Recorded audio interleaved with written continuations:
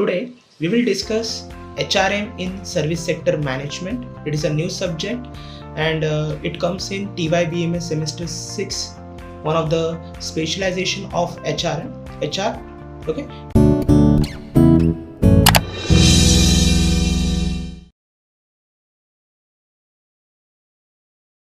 I am making 2 to 4 parts in this. First part I will discuss about the definition of services, features of services and classifications of services. Okay, so we will discuss about the definition of services.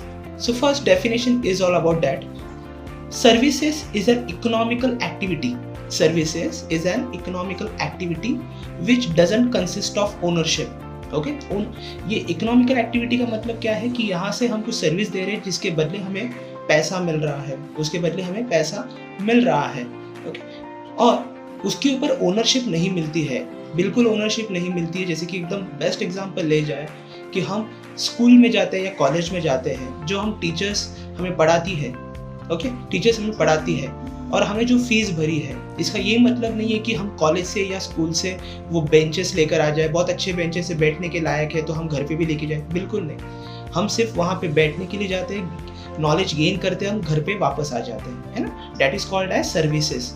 जैसे कि और एक example ले सकता हूँ कि हम hotels में जाते हैं, रेस्टोरेंट्स में जाते हैं, हम मेन्यू ऑर्डर करते हैं, कुछ भी डिश हो, चाहे हम वेज हो नॉन वेज हो, हम क्या करते हैं, कंज्यूम कर लेते हैं, बट उस प्लेट पे, उस स्पून पे हमें कोई भी ओनरशिप नहीं रहती, उस टेबल पे, उस कुर्सी पे हमें कोई भी ओनरशिप नहीं मिलती है ना। ये होता है services. Okay, now we will discuss about the features of services. Okay, features में हम डिस्कस करेंगे। सबसे पहला फीचर है इंटेंजिबिलिटी। इंटेंजिबिलिटी का मतलब क्या है? इंटेंजिबिलिटी का मतलब क्या है कि हम उसे देख नहीं सकते, हम सिर्फ उसे कंज्यूम कर सकते हैं, महसूस कर सकते हैं, हम उसे टच नहीं कर सकते हैं। ओके, हमें जैसे कि हम कोई टीचर का लेक्चर सुन रहे हैं, वो अच्छा लग रहा है, देखिए हम बिल्डअप कर रहे हैं, वो दिखता है क्या, नहीं दिखता है, वो सिर्फ वो बोल रहे हैं, हम सुन रहे हैं, दैट्स इट, है ना। वो होता है इंटेंजिबिलिटी। देन होता है इनसेपरेबिलिटी। इनसेपरेबिलिटी का मतलब होता है कि ये कस्टमर और सर्विसेज, ये वी कैन से हम बाइफरकेट नहीं कर सकते, सेग्रीगेट नहीं कर सकते, वो एक इंटीग्रल पार्ट है। जैसे कि अगर आप डॉक्टर की बात की जाए तो डॉक्टर और पेशेंट, देखिए डॉक्टर है तो पेशेंट है, पेशेंट है तो डॉक्टर है, बराबर है। वैसे ही सेलर है तो बायर है, बायर है तो सेलर है। तीसरा है हेट्रोजिनिटी। हेट्रोजिनिटी का मतलब होता है कि वेरिएशंस आना, वेरिएशंस। जैसे कि अगर आप देखा जाए कि बॉम्बे में हो या ऑल ओवर इंडिया हो, बहुत सारे होटल्स है, बट हर एक होटल में जो मेन्यू दिया जाता है उसकी टेस्ट अलग होती है। कहा जाता है कि एग्जांपल दे सकते हैं कि अगर आप छोले भटूरे हैं, वो तो पंजाब की डिश है, बट जाहिर से ऐसा नहीं है कि that particular dish is only originate और प्रोड्यूस और made in Punjab only. Okay, वो डिश बॉम्बे में भी बनाई जाती है, बट उसके अलग फ्लेवर होते हैं, अलग टेस्ट होती है, that is called as heterogeneity. चौथा होता है पेरिशेबिलिटी। पेरिशेबल होता है, पेरिशेबल का मतलब होता है कि उसकी ड्यूरेशन बहुत कम होती है। जैसे कि बेस्ट एग्जांपल में और एक लेता हूँ, एयरलाइन रिजर्वेशन। देखिए अगर हम एयरलाइंस के थ्रू जाएं या रेलवे के थ्रू जाएं, जैसे कि अगर हम सपोज मैं रहता हूँ बॉम्बे में, okay, if I want to go Delhi, तो मुझे अगर देखा जाए कि भाई मुझे 1-2 महीने पहले ही रिजर्वेशन करना बहुत ज़रूरी है, क्योंकि वहाँ पे जाने के लिए रिजर्वेशन करना है, मैं स्टैंडिंग तो नहीं जा सकता हूँ, ओके, या फिर मुझे तत्काल में जाना पड़ेगा। मतलब देखिए बहुत ही स्मॉल ड्यूरेशंस में मुझे क्या करना पड़ेगा, मुझे वो पर्टिकुलर सर्विस को कंज्यूम करना पड़ेगा। ओके, देन होता है लैक ऑफ ओनरशिप। बिल्कुल सर्विसेज में आपको ओनरशिप नहीं मिलती है। जैसे कि एग्जांपल ले सकते हैं कि अगर मैं यहाँ से पुणे जा रहा हूँ, if I am going from Bombay to Pune through train, okay, तो पुणे से पहले एक स्टेशन आता है शिवाजी नगर। ओके, तो इसका ये मतलब नहीं है कि भाई अगर मैंने रिजर्वेशन कर लिया है और मैं उस पर्टिकुलर सीट को मैं स्क्रू ड्राइवर से ओपन कर रहा हूँ, बिल्कुल नहीं, ये मेरे पास राइट्स है नहीं, मेरे पास ओनरशिप नहीं है। मेरे पास ओनरशिप सिर्फ पुणे तक जाने के लिए, उस सीट पे बैठने के लिए मुझे सिर्फ राइट्स मिली है। जैसे पुणे से अगर ट्रेन आगे बढ़ जाती है, मुझे उस सीट से उठना होगा, I have to leave that particular seat. Then user participation. Yes, आपको पार्टिसिपेट करना बहुत ज़रूरी है, यूज़र का फिजिकली पार्टिसिपेशन होना ज़रूरी है सर्विसेज में।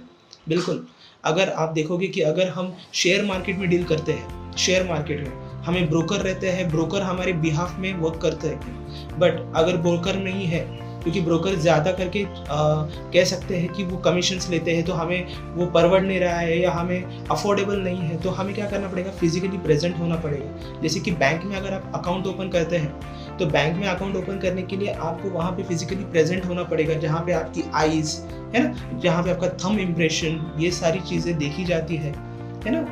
यहाँ पे आपको फिजिकली प्रेजेंट होना पड़ता है। जैसे कि अगर आप पेंशन की बात हो, वहाँ पे भी हमें फिजिकली प्रेजेंट होना पड़ता है, क्योंकि हमें सिग्नेचर करनी पड़ती है, बराबर है। This is called as the first is intangibility, second is inseparability, heterogeneity, perishability, lack of ownership and user participation. Okay, so this are the first question I have discussed. First part में से पहला question. Second question मैं अभी discuss करूंगा, वो है user participation.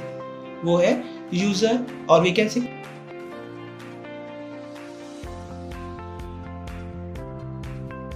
Classifications of services.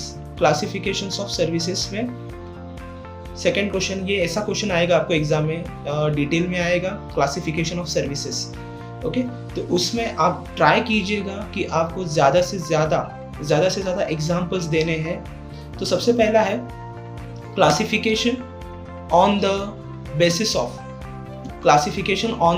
Of and users. Okay, सबसे पहला है classifications on the basis of and users. So and users मतलब कौन? एंड यूजर्स मतलब आप, मैं। ओके, ये एंड यूजर है, तो ये पर्टिकुलर सर्विसेज एंड यूजर्स के लिए लाई गई है। तो इसमें बहुत सारे एग्जांपल हो सकते हैं, जैसे कि medical treatment, okay, then spa, then we can say gym.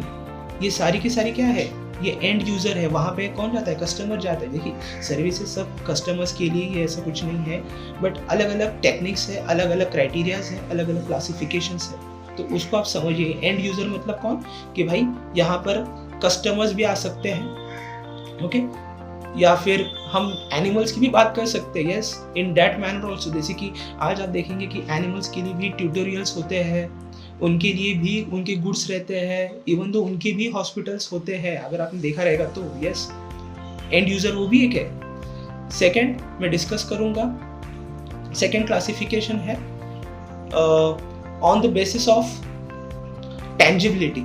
On the basis of tangibility, यहाँ पर कुछ आपको टेंजिबल मतलब क्या, कि कुछ ऐसी सर्विसेज है जो आपको दिखेगी भी। जैसे कि अगर आप देखोगे, ड्राई क्लीनर्स होते हैं हमारे, है ना, कार रिपेयर्स होते हैं, बाइक रिपेयर्स होते हैं, ये एग्जाम्पल आते हैं टेंजिबिलिटी में। रेस्टोरेंट्स आ जाते हैं, ट्रांसपोर्टेशन आ जाते हैं, ये क्या है, आपके बेसिस ऑफ टेंजिबिलिटी पे आते हैं।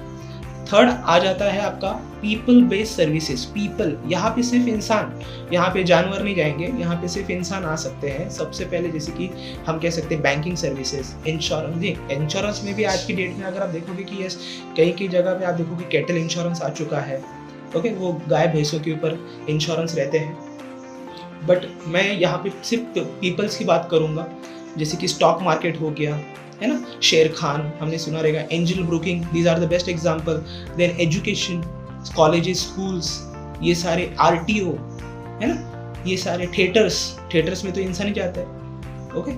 सो these are the basis of people based services. Then उसके बाद आता है हमारा नेक्स्ट क्लासिफिकेशन, वो है on the basis of expertise required. On the basis of expertise required, जैसे कि बेस्ट एग्जांपल देखिए कि आज आप लेक्चर सुन रहे हैं, तो आपके लिए, उसके लिए कौन चाहिए, आपको टीचर चाहिए। टीचर, जैसे कि अगर आपकी कोई फर्म है, तो उस पर्टिकुलर फर्म के अकाउंट्स को आपको ऑडिट करवाने हैं, तो आप किसके पास जाओगे? सीए के पास, चार्टर्ड अकाउंटेंट, बराबर है। अगर आपके कुछ फर्म में कुछ इश्यूज हो जाते हैं, तो आप किधर जाओगे? वो इश्यूज सॉल्व करने के लिए लॉयर्स आपको लगेंगे, बराबर है। तो ये क्या है, लॉयर हो गया, सीए हो गया, लेक्चरर हो गया, ये सारे के सारे क्या है, एक्सपर्टाइज है। एक्सपर्टाइज, भले हमें घर पे हमें पता है कि पेंटिंग कैसे करनी है, बट फिर भी हम लोग नहीं करते हैं, क्योंकि हमें लगता है कि हमसे कुछ गलती हो जाएगी, तो हमें क्या करते हैं, हम पेंटर को हायर कर लेते हैं, ओके। देन आ जाता है नेक्स्ट क्लासिफिकेशन, जो है orientation towards profit. On the basis of orientation towards profit. अभी प्रॉफिट मतलब अगर आप देखोगे कि बहुत सारी ऑर्गेनाइजेशन है जो प्रॉफिट के लिए काम करती है, बहुत सारी ऑर्गेनाइजेशन। अगर आप देखा जाए कि बॉलीवुड इंडस्ट्री है, okay, they are also doing for the profit. Commercial organisation है, बैंक्स भी हो गई, बहुत सारी बैंक्स ऐसी भी है जो प्रॉफिट के लिए है। कमर्शियल बैंक्स की बात कर रहा हूँ मैं। कमर्शियल बैंक ऐसी बैंक्स होती है जो सिर्फ प्रॉफिट के लिए वो एस्टैब्लिश हो जा रही है, ओके, जिसमें गवर्नमेंट बैंक्स भी हो सकती है। यस, जो भी बैंक कमर्शियल बैंक है उसका मेन इंटेंशन होता है प्रॉफिट कमाना। कमर्शियल ऑर्गेनाइजेशन की बात करूंगा मैं, अगर टाटा की बात की जाए या रिलायंस की बात की जाए, आदित्य बिरला ग्रुप हो गया, ये सारी की सारी बेस्ट एग्जांपल्स है commercial on the basis of profit, okay, जो ये सिर्फ प्रॉफिट के लिए आई है। जैसे कि बैंक्वेट हॉल भी हो जाता है। बैंक्वेट हॉल जो हम शादियाँ, पार्टीज, उसके लिए हम अरेंज करते हैं, वो क्या है, वो भी तो एक प्रॉफिट ऑर्गेनाइजेशन है ना, orientation towards profit. So these are the basis of orientation towards profit. Then next classification आता है location. Next classification आ जाता है location. Okay, जैसे कि अगर आप देखा जाए कि कॉलेज के आसपास आप देखोगे कि ज़्यादा करके प्रिंटिंग और स्टेशनरी की शॉप्स लगी रहती है या कैंटीन्स की शॉप होती है, क्योंकि वहाँ पे ज़्यादा करके बच्चे सिर्फ और सिर्फ पढ़ने के लिए या फिर खाने पीने के लिए भी जा सकते हो, है ना। तो वहाँ पर हमें ये पर्टिकुलर चीज़ें बहुत ज़्यादा दिखेगी।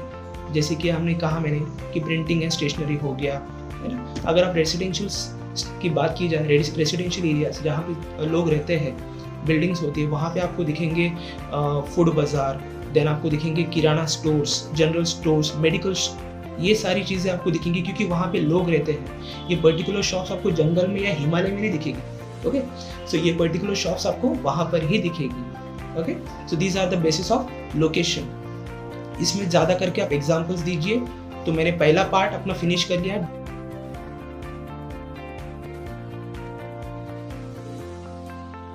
Definition of services, second is feature of services and third is classification of services, okay.